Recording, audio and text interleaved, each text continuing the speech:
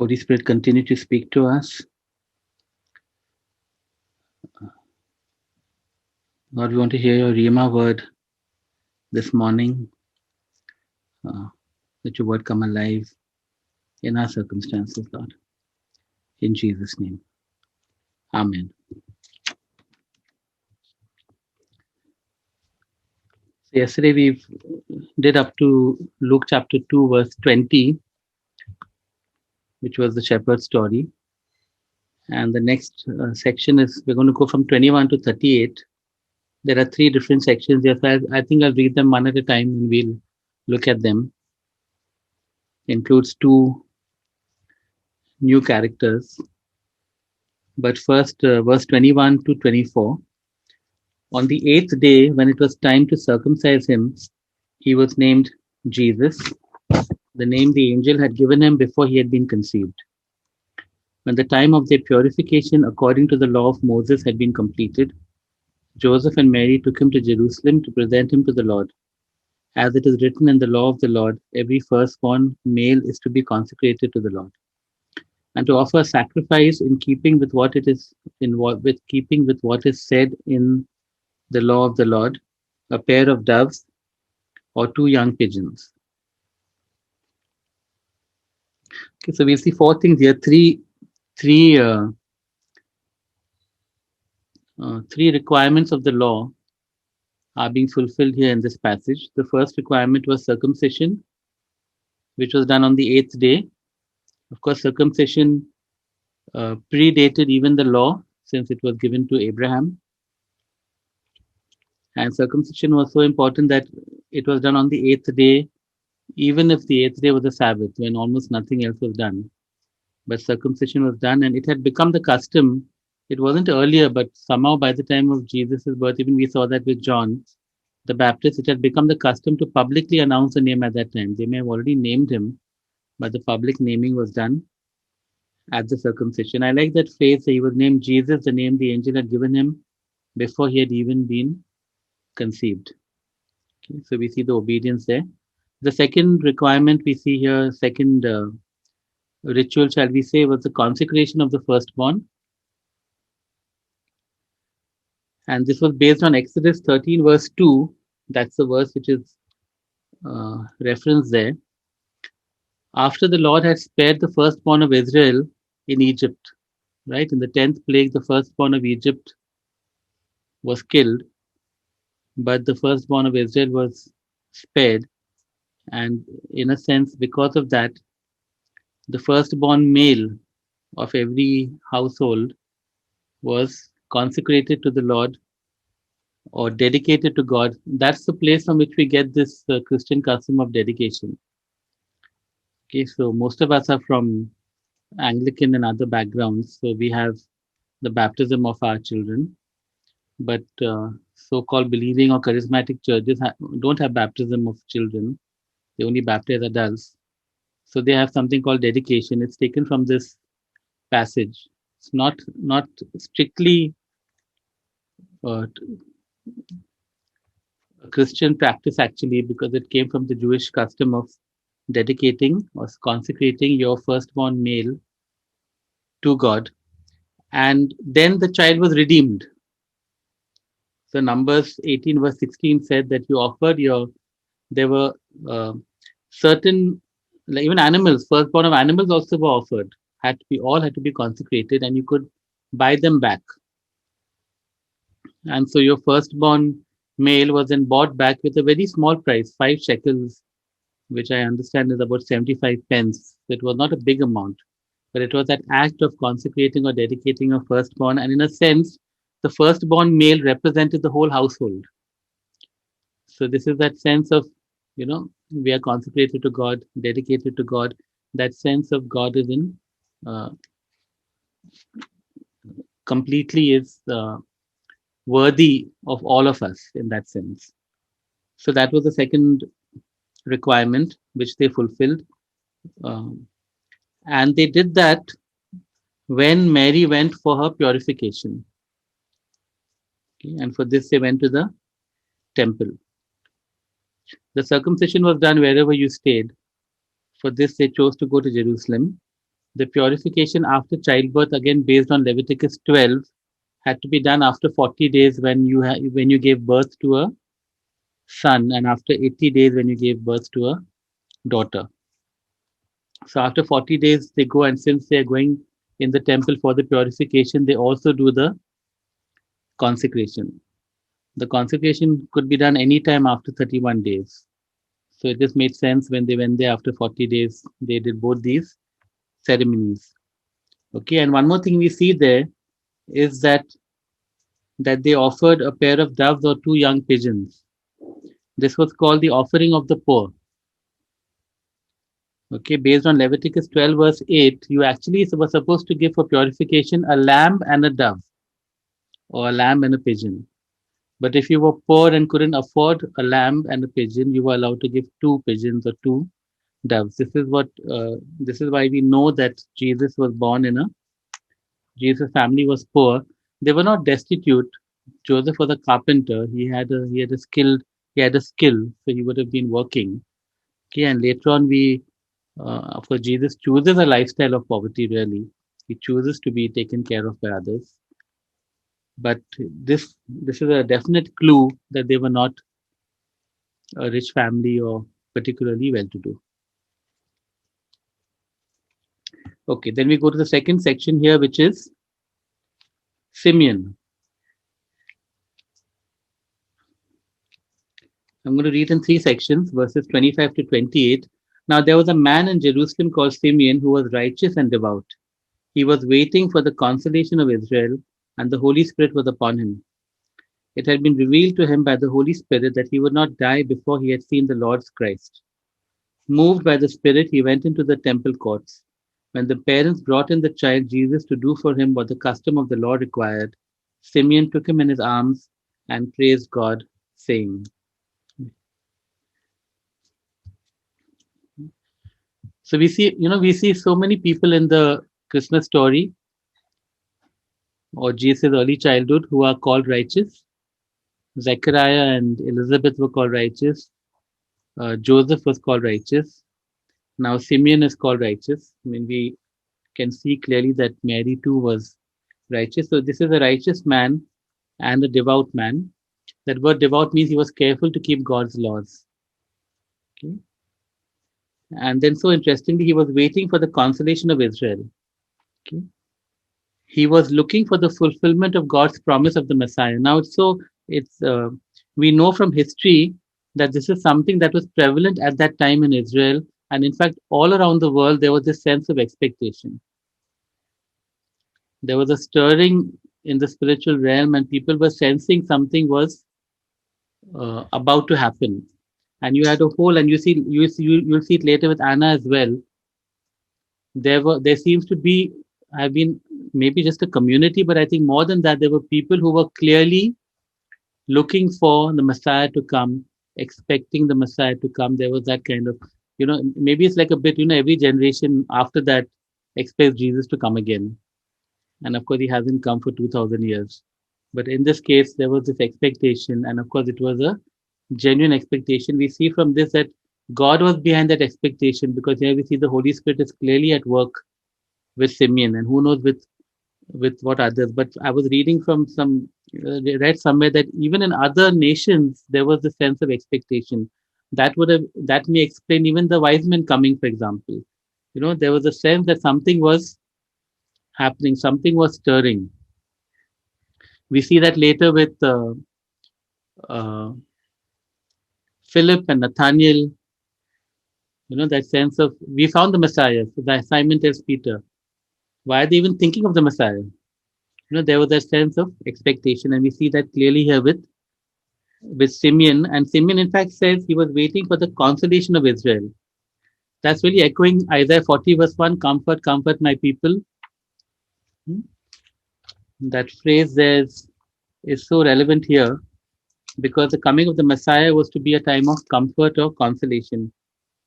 Comfort, comfort my people, says your God. Speak tenderly to Jerusalem and proclaim to her that her heart's service has been completed, that her sin has been paid for, that she has received from the Lord's hand double for all her sins.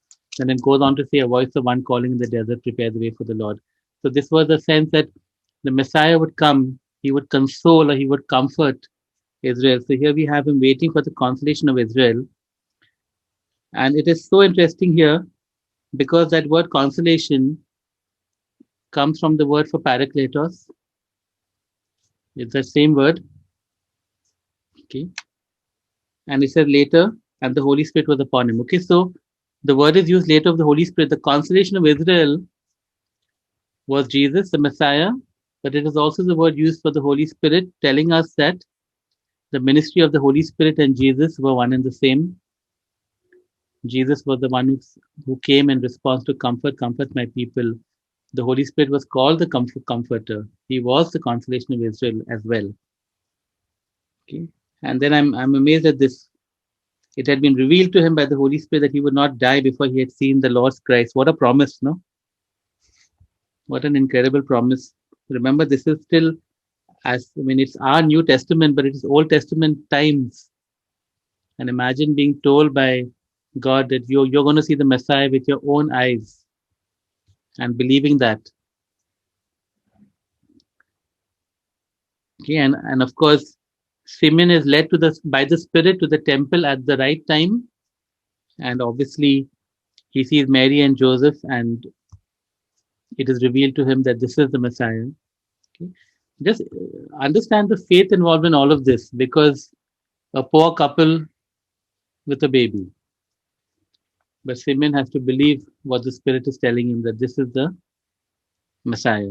It would have been easier to believe it if Jesus was born in Herod's palace. If Jesus was born in the high priest's house. But to believe it of a poor carpenter, yeah, but he has that faith.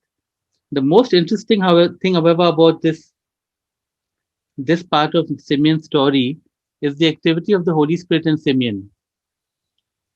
Okay. We are told that the Holy Spirit was upon him. We are told that it had been revealed to him by the Spirit. We are told that he was moved by the Spirit. And obviously later on, he is prophesying by the Spirit. And this kind of thing was rare, if almost unheard of in that time. It's very common for us today, no? And in the New Testament time, we see it in the Bible so much with the apostles. We see it in people's lives from that time on till now. We live in the age of the Spirit, and these are common things for us to know that somebody is filled with the Spirit, moved by the Spirit, guided by the Spirit, prophesying by the Spirit. But this was so rare in that time. It tells us that Simeon had a very unique relationship with God. He had a very unique, the activity of the Holy Spirit was very unique in him. And you can just imagine his lifestyle. Okay, so he comes, he picks up the baby, and he praises God, saying, and now we look at that 29 to 33. Sovereign Lord, as you have promised, you now dismiss your servant in peace, or now dismiss your servant in peace. For my eyes have seen your salvation, which you have prepared in the sight of all people, a light for revelation to the Gentiles and for glory to your people Israel. The child's father and mother marveled at what was said about him. Okay, so clearly under the influence of the Holy Spirit, though it's not clearly mentioned there, but everything else is the Holy Spirit doing it. He praises God. Okay, so this part is praising God and declaring something about Jesus. Okay? And he starts by saying, he's saying, God, my work is done. My life's purpose has been accomplished. Yeah, that I have seen with my own eyes. Okay, so the promise is fulfilled, but there's more than a sense of that, that his mission is accomplished. What is his mission? To testify concerning Jesus. That's all he does here. He testifies to Mary and Joseph concerning Jesus. We are not even told that he goes and tells anybody else. Okay, so he testifies concerning Jesus. And what does he testify about Jesus? That Jesus is God's salvation on public display, not hidden. He's out here. He can be touched. He can be felt. He can be seen. Okay. And of course, it would be made more public later on. Okay. He says Jesus is the light for the Gentile. That's such a unique thing, such an extraordinary thing for a Jew to say about the Messiah, that he would be a light for the Gentiles and that he would reveal the true God to them, a light for revelation to the Gentiles. Of course, all of this have echoes in the Old Testament. And thirdly, that so he would reveal the true God to the Gentiles, but he would reveal God's glory to his people. And again, that language is before that, the glory was revealed in the tabernacle, in the temple. But here, this person, this one who's now a child at this time, baby, would reveal God's glory. And of course, we know that the fullness of God was dwelling in Jesus. Jesus said, if you have seen me, you have seen the Father. The fullness of God's glory was there in Jesus. And of course, the parents are really happy to hear this. Okay. Just think about it this way. So they've had the baby. On that night, the shepherds came. It was quite an experience. And now 40 days have passed. Maybe nothing extraordinary has happened in 40 days except the baby crying, peeing, pooping, and all the things that a normal baby does. And here they come to the temple, they're doing their regular rituals, and once again God affirms, encourages them. you know it's as if Simeon's testimony was only meant for Mary and Joseph. We have no idea whether he spoke to anybody else, to encourage them and to affirm who Jesus was. And of course, for Simeon himself, there's something very special about the relationship between Simeon and God, that he was given this privilege of seeing the Messiah with his own eyes. There's a verse Jesus says at some point. He says that the prophets of old long to see the things that you are seeing now. We are so privileged that we know things and we see things and experience things that the prophets of old, for all their greatness, long to see. And Simeon is like a first fruit of that. He got to see. He is no prophet, unknown. We know nothing about him after this one section. Obviously, unknown in Jerusalem as far as we can make out. But he got to see what probably Abraham onwards everybody was longing for. He got to see Jesus. So he speaks to Mary and Joseph. They're definitely encouraged, definitely affirmed, and then he switches track somewhat. Okay, from 34 to 35. Then Simeon blessed them and said to Mary his mother, "This child is destined to cause the falling and rising of many in Israel, and to be a sign that will be spoken against, or that will be opposed, so that the thoughts of many hearts will be revealed, and a sword will pierce your own soul too." Simeon shifts from praise to prophecy, from declaring who Jesus is and what he will do, to prophecy, and it is a sobering word. While they would have been, they marveled at the earlier word, they're not going to marvel anymore. As he's blessing them, it's as if the Holy Spirit reveals something to him, and he speaks only to Mary, by the way. He addresses Mary, and the reason for that probably is because Joseph would not be there when these things happened. He died before Jesus turned 30. We're not sure when he died, but he was not around when all the falling and rising of many and the opposition to Jesus and all of that happened. He was not around. So this was a word spoken specifically to Mary. Simeon prophesied that people would fall or rise depending on how they responded to Jesus. And by the way, the same is true today. We will be judged on the basis of how we have responded to Jesus. He would face much opposition, but the purpose of that opposition would be actually to reveal what was hidden in people's hearts. So, for example, the religious leaders, their hypocrisy was exposed. Jesus would say to them things like, "You study the scriptures, but they are the ones that speak about me, but you will not come to me." So as he, through his ministry, what was happening was the thoughts of many hearts, what was inside people's hearts were revealed through their opposition.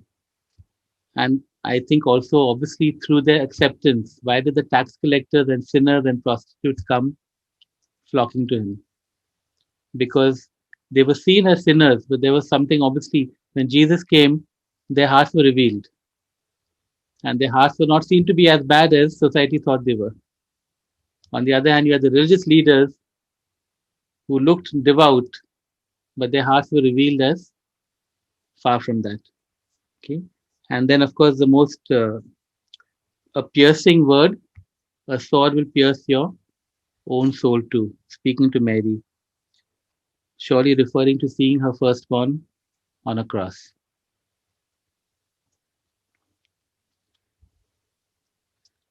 And that's all we hear of Simeon. I think he's such an amazing character. He just comes for 11 verses.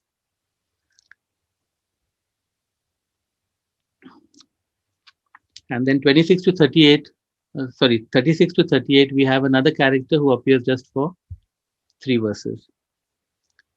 There was also a prophetess, Anna, the daughter of Phanuel of the tribe of Asher. She was very old. She had lived with her husband 7 years after her marriage and then was a widow until she was 84.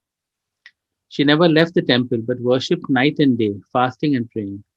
Coming up to them at that very moment, she gave thanks to God and spoke about the child to all who were looking forward to the redemption of Jerusalem. Now, in your Bibles, the next 2, 3 verses are part of the same section, but I've stopped it there because I will be doing this later on. You'll understand why. So we'll just focus on Anna at this moment. There's a full story in these 3 verses. Anna was visited with tragedy at a young age. She would probably have been married in her early teens, which means that she was a widow with no children in her early 20s. And after that, she was widowed until she was 84. Now, the normal and most common thing to do would have been to start afresh by remarrying. In that culture, remarriage was the norm. You got married very quickly after. I mean, there was a mourning period. And I mean, take for example, Abigail, the widow of Nabal, she just has to finish her mourning period and she can get married to David. That was a common practice. Women were, a young widow would definitely marry again. But it appears that God called her into a lifetime of worship and she obeyed. And so we're looking at, say the early 20s, we're looking at about 6 decades now of choosing this lifestyle. Okay.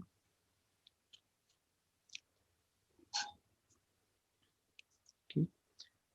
She obeys God. She chose the spiritual over the natural. The natural thing would have been to get married, carry on with her life. She chose the spiritual, which was decades of fasting and prayer in the temple. Okay. She chose complete surrender and utter abandonment to God's purposes and pleasure. Anna is really quite the hero in the Gospels. The choice that she made, the life that she chose to lead, and we will see the purpose for it in a moment. Okay.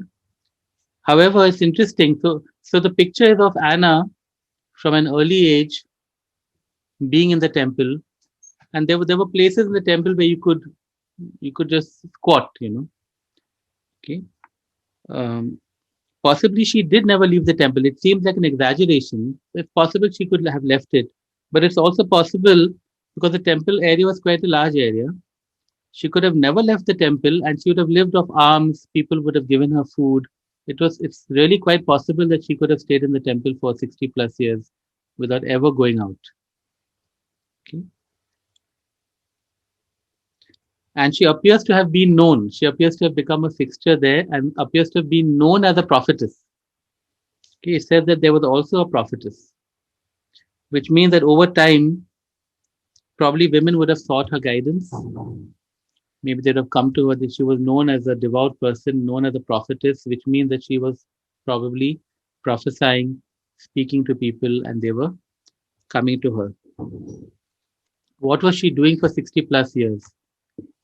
Um, Zach Foreman wrote a whole book on these three verses. He really exaggerated, and he was really stretching it to make a full book about her. But I think the point he was making was really important, which was that she was also preparing the way for Jesus' coming by praying, by just fasting and praying and seeking God's purposes. You see, everything that God wants to do, He reveals it to His prophets, not for their pleasure, but for their intercession. Okay, the prophet is called, and the church also, if we know what the prophets are saying, to pray through the things that are on God's heart. And so, just like Simeon has been told, the Messiah is coming, you're going to see him in your own lifetime with your own eyes. It's most likely that Anna has been stirred to start praying and interceding for the Messiah to come. In a sense, a complementary but a prior ministry to John the Baptist. John the Baptist had to prepare the people with his proclamation, with his words. But before that, Anna and who knows who else was preparing the way in prophetic prayer, in intercession. And then at the precise time, just like with Simeon, likely led by the Spirit, she saw the fruit of her decades of fasting and prayer when she comes up and she gives thanks to God for the child. And it's so interesting. Simeon, we are not told anybody else about it. He might have told for all we know. I can't imagine him not telling, but we're not told about it. But Anna shifts from a private ministry of fasting and prayer to a public ministry of going and telling everybody. She spoke about the child to all who were looking forward to the redemption of Israel, which again tells us that there were many in Jerusalem who were looking forward to the coming of the Messiah. There appears to have been a community, and it says that she went and she spoke about the child. Hmm? There's a public ministry of testifying about Jesus. She's able to shift from one to the other as God leads her. And I was thinking about this preparing the way. She prepares the way in fasting and prayer. Later on, John the Baptist prepares the way with his proclamation. Simeon is prepared to come and see the child, but also to encourage Mary and Joseph. And whether it is the the news about John the Baptist, the shall we say, not gossip, what is the word? People are talking about John the Baptist and his birth, and now there's talk. The shepherds have been talking about what happened in Bethlehem. Simeon is talking here. Anna is speaking. There's a testimony to something happening. Now think about it. There are still 30 years to go. There are still 30 years to go before a public revelation of these things. It all goes quiet after this. I just found that so interesting. There's such a stirring, and then except for one incident at the age of 12, it all goes quiet till John the Baptist comes on the scene, and 3 months later, Jesus, not 3 months, it would have been 6 months later, Jesus also appears publicly. But yet, God is doing it. I'm just, it's so exciting to see God at work and to see people responding to God's stirring and God's moving and God and moving in faith. These things are all familiar to us. They were absolutely extraordinary, unprecedented for people like Mary and Joseph and Zechariah and Elizabeth and the shepherds and Simeon and Anna. And yet each one of them is moving in faith and bringing these things to pass. We don't know what God calls us to, but we just need to respond. It's incredible that Anna responded for 60 plus years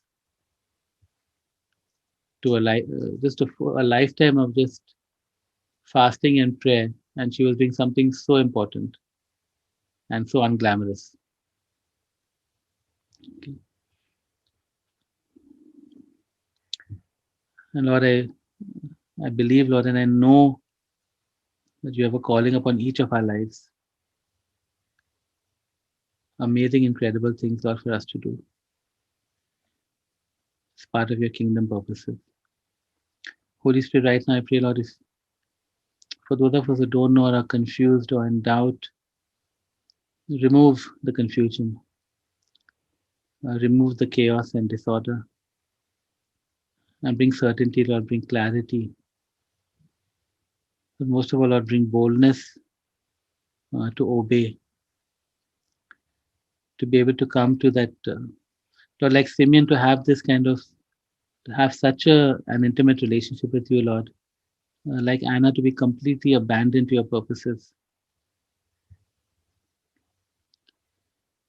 Lord, you've been revealing so many things to us, Lord. Let us persevere in prayer and in action until we see the things on your heart come to pass.